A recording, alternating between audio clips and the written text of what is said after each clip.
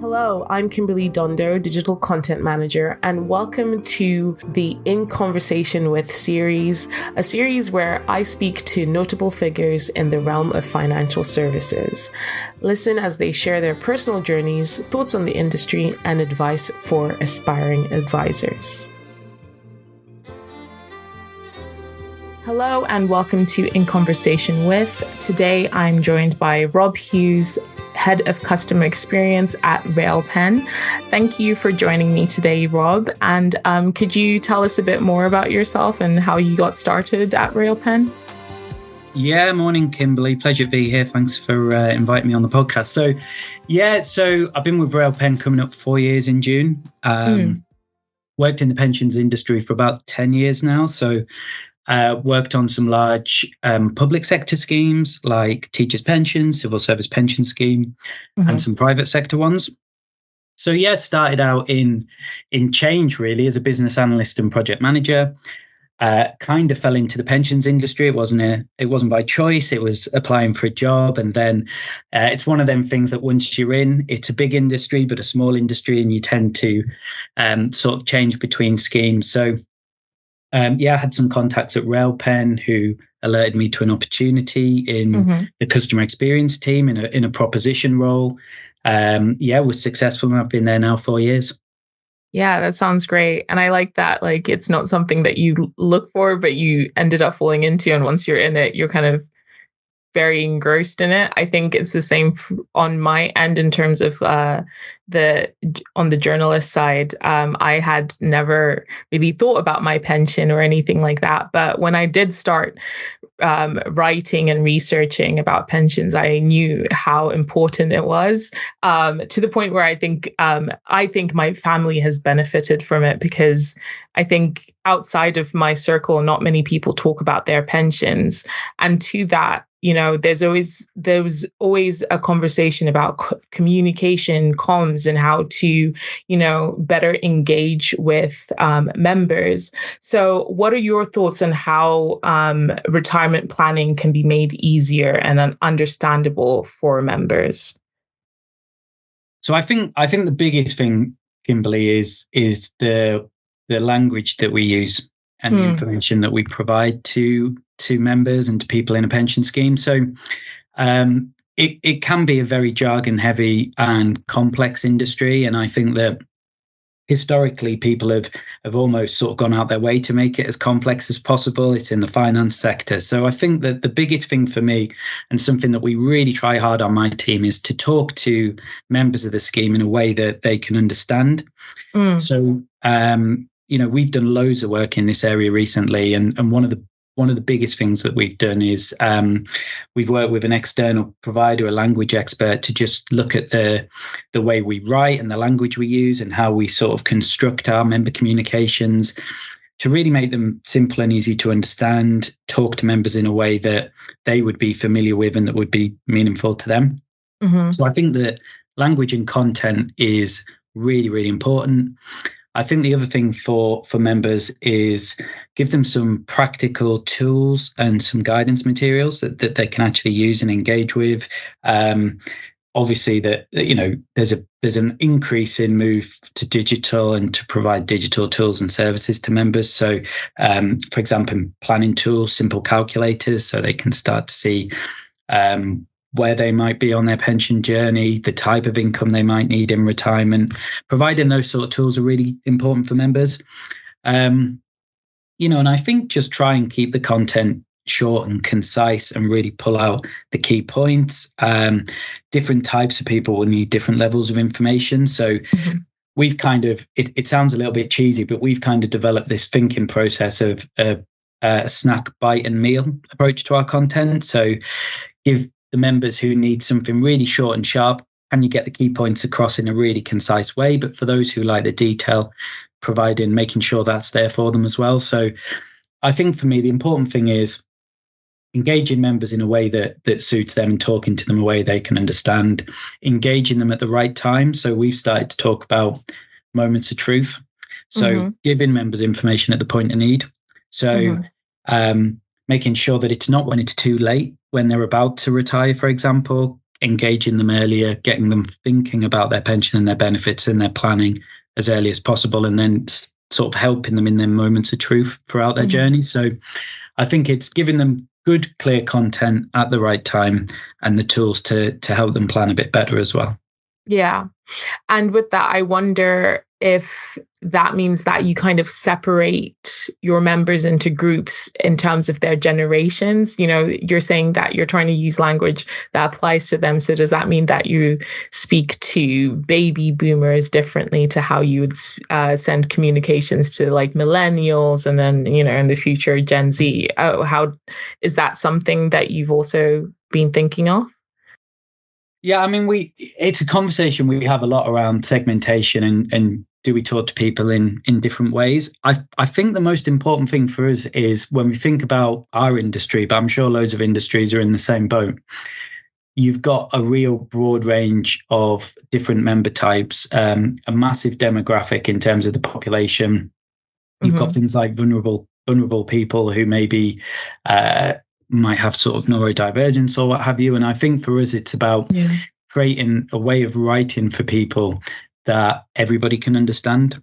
So rather than say, well, we're going to write this for people who are under 30, or we're going to write this way for people who are over 50, for example, or whatever it might be, it's can we write in a way that everybody can understand and engage with this content and focus more on what are those really important points in a member's journey. So, for example, giving them the right content at the right level when they join the scheme. What's the most important thing they need to know as a new member?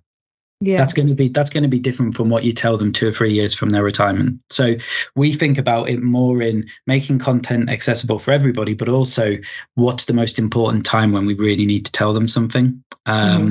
So thinking about it in those terms, but it's a good point, and it's definitely a conversation we've had around should we be doing a bit more in terms of segmentation. But at this point in time, we're really striving from a position where language is quite complex to just getting to a point where it's simple and people can understand it. What have you been doing to kind of demystify the jargon that is used? Yeah, so we've done a lot in this space. I mean, one of the big things we did, as I said, was we developed that content standards framework, working with a sort of language expert who are really prominent in the industry to say, essentially build a framework for how we build content for members to help them, to help us write in a way they can understand and then help them understand the content we provide. The other thing that we've tried to do, and I believe this is something that the industry should be thinking about more broadly, is sort of creating common terms and phrases for things. Yeah. So different schemes will use different words to mean the same thing. So, and we found that we would describe certain things in different ways. So what we've tried to do is sort of standardize the way that we talk about certain things so that we're consistent, so that from a member perspective, they're not getting different terms and phrases that mean the same thing, which could be quite confusing. So we tried to standardize and simplify our language.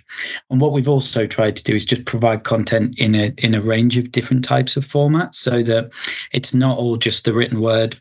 It's not all just print communications or online web articles. We try and provide sort of things in video content as well. So short, sharp, sort of 2 to 3 minute videos that are bite-sized, people can consume and understand quite quickly. Thinking about our communications, we've done a little bit of work on our annual benefit statements recently to try and take them away from long, complex documents to really engage in visual, concise documents that really pull out, here are the key things that as a member you need to understand here. So it's making it simpler, but also making it a little bit more engaging. So for us, they're the sort of big things that we've tried to do. We're on a journey towards a sort of digital first type mindset as well. We want members to log in. We want them to use the online tools that we're providing. We want them to engage with web content. So it's a bit of a journey to sort of transition them to that, but we've had a lot of success in that space. And we find that members prefer, if they can, to use our digital services and then have things like our call center, our helpline there, just if they need that little bit extra support to talk to somebody. Yeah. So yeah, we're doing a lot in this space. But the big thing for us is getting those big moments of truth right and making sure that we give the members the information they need to know at the point of need. Yeah, that makes sense. And so, what are some other effective tools you use to educate members on retirement savings? I know you said that you have the videos and the communications, but what other tools have you used? Yeah, so we sort of came up with this planning or guidance journey, whereby it was almost 4 steps. And what we did was we sort of started to think about the tools that might enable those steps. So first one would be, obviously members need to understand what their pension is and the benefits of that, and the actual sort of construct of that. So for that, we provide them with online content, really clear and concise guidance information. We have guidance booklets that are on there as well for different subjects they can read, so they sort of understand what their benefits are.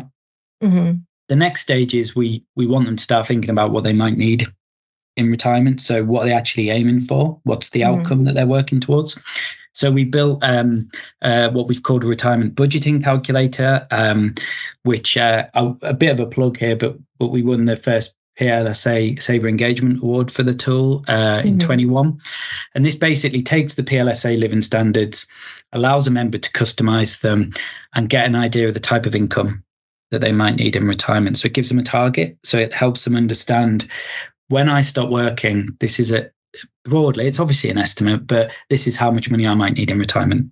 From there, then what we try to do is help them understand where they're at on their journey. So we've got some planning tools. We've got our modeler, which takes their information and gives them an estimate of benefits when they retire. And then they can sort of tweak that and say, well, if I retired a little bit earlier or later, or I took a little bit more or less lump sum, or I saved a little bit more into our additional voluntary contribution arrangement, what might that do to my pension savings? So that's the third step. So by this stage, they know what they're aiming for, they know where they're at and what they're likely to get.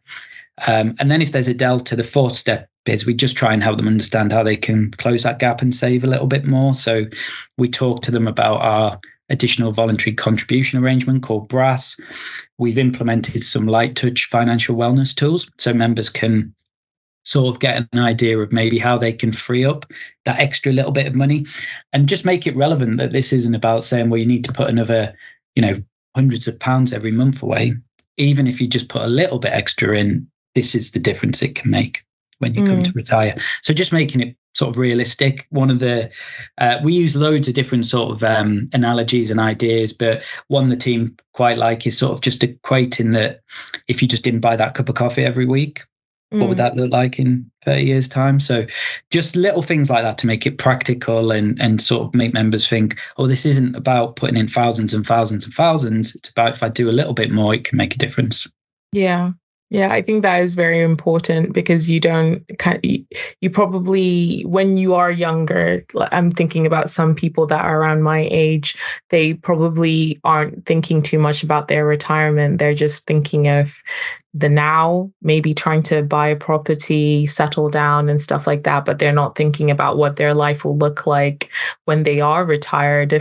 If some people might not even have that thought of ever being able to retire, which is honestly terrible. But why would you say it's more important than ever that members are clear about their retirement, and the communication surrounding that are clear as well? Yeah, I mean, you've touched on one of the big things there, I think, Kimberly, is that more than ever, we're competing for time and attention is one of the things. So people have more things to think about. People are generally sort of living in the now and thinking about the issues they've got this week or this month. And then, as you said, in some cases, to get people to think about an event that will happen in 20, 30, 40 years' time is a challenge in itself. So that's one of the big issues. You're competing for people's time. There's so much to grab people's time now. And people are more time poor than ever before. To get somebody to spend even 10 minutes thinking about something that's going to happen in the future, something that's very difficult to even think about, is really hard. Obviously, in the current moment, we've got cost of living increase, and people are now becoming more sort of financially aware and financially conscious. So it's really important that people do understand that although it's in the future, planning now and just taking that time to think about what that might look like is really important. And obviously the implications of if somebody's tempted to maybe opt out of their pension scheme and save those pension contributions, that might give you a little bit more today, but actually what's the impact of the future? I think the other things are, and we don't see this so much in our industry, but I think it happens more broadly. People change jobs more frequently. Yes. So I think that concept of a job for life, like, for example, my parents are in the civil service and always been in the civil service. I just don't think you get that so much anymore. So what you've probably got is people with different pension pots across a range of different jobs. So it's helping them understand. There are things sort of coming in terms of dashboard and other things which will sort of alleviate some of these challenges, but how that all hangs together and actually what does it mean to you in terms of your retirement? And if I think about my experience with some of the schemes I've worked on, you get schemes change benefit structures. So schemes, and ours is no exception, generally get more complex as time goes on. So you've got this kind of coming together of people have got financial challenges now, so they're thinking of what they're doing today. It's a complex subject already that's getting more complex. Not only that, but they're time poor, and pensions probably goes to the bottom of the things that they're thinking about that day, week, or month. And you bring all those things together, and trying to get the pension message heard in amongst all that is quite a challenge. So the most important thing is that when you do talk to members, it's simple, it's clear, it doesn't take too long for them to get the message, or else what you can do is have the opposite effect, is that members can see something that's complex and they disengage and think that's too complex, I can't deal with that today, I'll think about that again in the future, by which time it could be too late in terms of their retirement planning. So we've got to engage members earlier, but in a way that fits in with everything else they've got going on. And this is just another question that I just kind of thought of when you mentioned the pensions dashboard. Do you think that when it is fully in place, it'll be something that might boost engagement because people will be able to see, all of their different pots and start to have a visual guide to help them see like what they currently have and maybe look into what they will need when they get to that? Do you think that's something that will be beneficial? Yeah, I mean, it's hard to say with these things exactly the impact it's going to have, and a lot will be dependent on the way it's communicated and the way it's promoted and and then how much exposure it gets. But taking the theory as just that, the concept of it, I think particularly for members who may have worked in an industry 20 years ago, having one place where they can actually say, oh yeah, I did work there and I have got a pension pot there, it can only be a good thing to get members engaged and thinking more broadly about all of the different pension pots they've got. So yeah, I think it is a positive, obviously dependent on how well it's promoted and communicated and how clear it is and how easy it is for members to use. Yeah. Well, that is, I think, all the time that we have today, but it was really great talking to you, Rob. I really enjoyed our conversation. Yeah, no, thanks for having me on, Kimberly. Always happy to talk about member communications and engagement. Yeah, great. Thank you for listening to In Conversation With. We do hope that you enjoyed it. Please do keep up to date with all our new releases via Podbean, Apple Podcasts, Spotify, and everywhere else you get your podcasts from. You can also keep up to date with all our new content published on the Money Marketing website, as well as our print edition Money Marketing magazine, so make sure to subscribe. Follow us on Twitter, LinkedIn, Facebook, and Instagram. See you next time.